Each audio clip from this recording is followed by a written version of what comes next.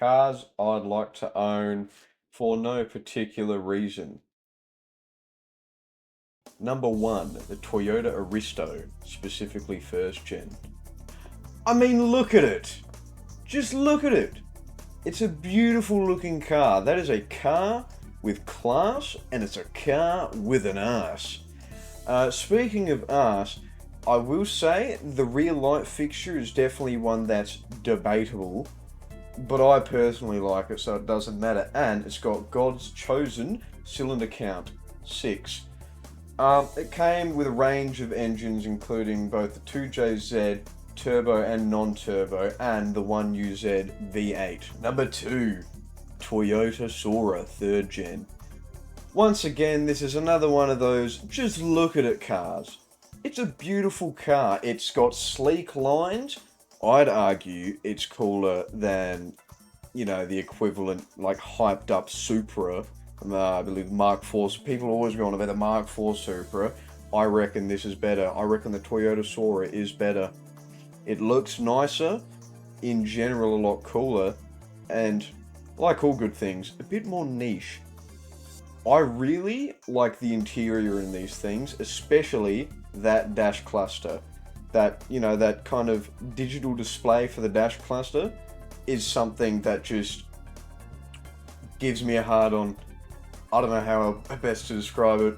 This too came with a wide variety, 6 and 8 cylinder engines, including the 1JZ GTE, the 2JZ GE, the 2JZ GE VVT, and the 1UZ FE. A lot of engines, which makes it cooler. Number 3, VT Commodore. This is a car I hold very near and dear to my heart. This is a car I really, really like. Some call it Stockholm Syndrome, but I call it true love. This is a car that, to me, has an exceptional, at least, when in good condition, has an exceptional level of beauty to it. I mean, just look at that. That is a sleek looking car. It's got all the curves of the generation, and something else I've always liked about this generation of Commodore is that kind of full light bar at the back. It's one of those things that it's like it was meant to portray kind of this upper class appearance to it, and I think it does it really well, and along with that, it helps fill the space. Now, not all the areas of that light bar actually light up, but nevertheless, it looks wonderful. Something else that looks wonderful is that interior. Something I've always loved about this generation Commodore's interior is the way that it feels like it's kind of encapsulating you. You are the focus.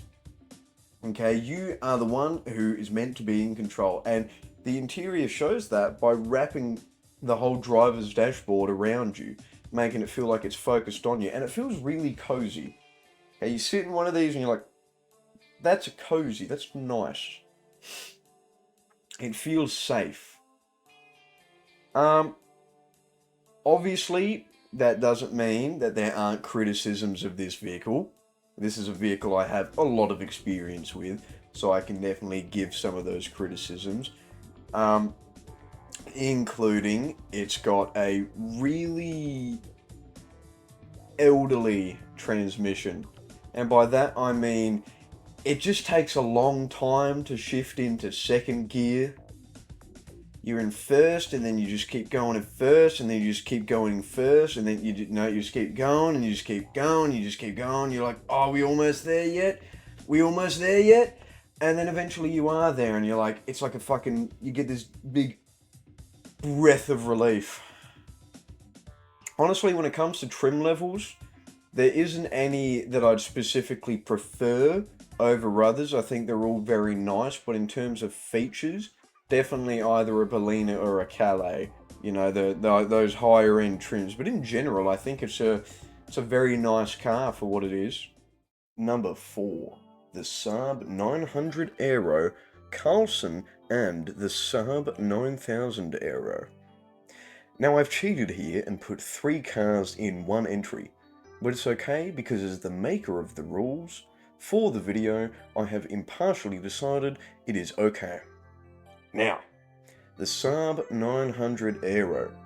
Already, this thing is pretty cool, because it's a Saab 900 no less, the classic one, but of course, it is the Aero, which is one of the performance versions, which already makes it cooler.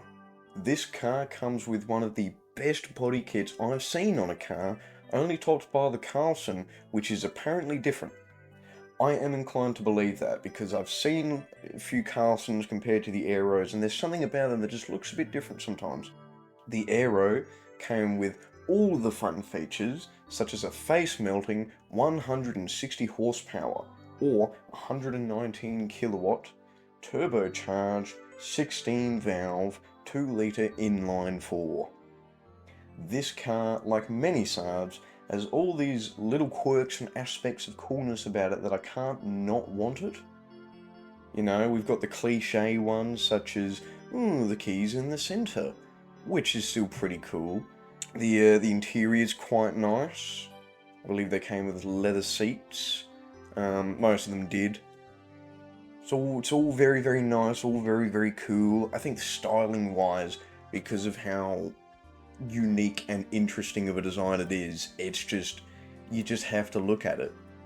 And if you're not, how do I say, not gifted with higher intelligence, then you'll be like, it looks weird. But if you're normal, then you can look at it and appreciate, like, wow, that is a breathtaking vehicle. Of course, it's only bested by the Carlson, a limited edition only sold in the UK Saab 900. This car came with, as previously mentioned, a sporty body kit, whale tail rear spoiler, and a whopping 185 horsepower, or 138 kilowatt, 2-litre turbocharged inline-4. Both the Saab 900 Aero and Carlson have some general notes about them that mention turbo lag. Now, apparently this turbo lag is so powerful that when it happens, we'll just cut your cock off. Or at least, this is how it always sounds when people mention it.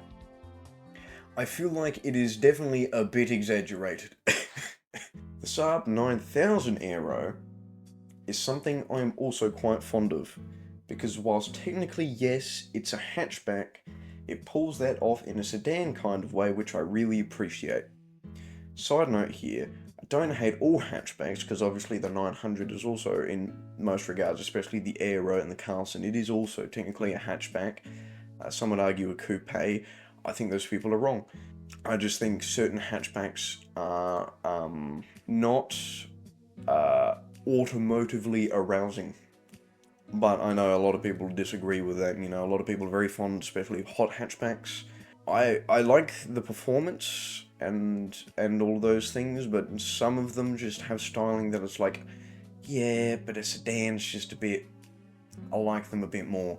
Feel free to send me a hate comment down below because of that. Anyway, the Aero, once again, is the cooler performance version. And this one actually gained some hefty performance. It came with a 2.3-litre turbocharged inline-4 that produced 221 horsepower. Now, side note, I've commonly seen people misattribute this number to 225, but that is technically metric horsepower, which is something the Germans invented because they wanted to be different. Or, also sometimes attributed to, in proper math, 165 kilowatts. Not bad, if I'm honest, that's pretty quick. I also really like the styling of this car, as it came out during the facelift era of the 9000 with a more curvaceous design that I think suits it well. Fun fact, automatic models were limited to 197 horsepower, 200 metric horsepower, or 147 kilowatts because allegedly the transmissions for the autos at the time couldn't handle the full power and would just break. If you enjoyed this video, Don't forget to like and subscribe if you want more. Leave a comment down below, whether positive or negative. And let me know if you'd like me to make a part 2, or even if you'd like I can go a bit more in depth on certain cars if you're a bit interested and you don't feel like just reading the Wikipedia page. That's all for now.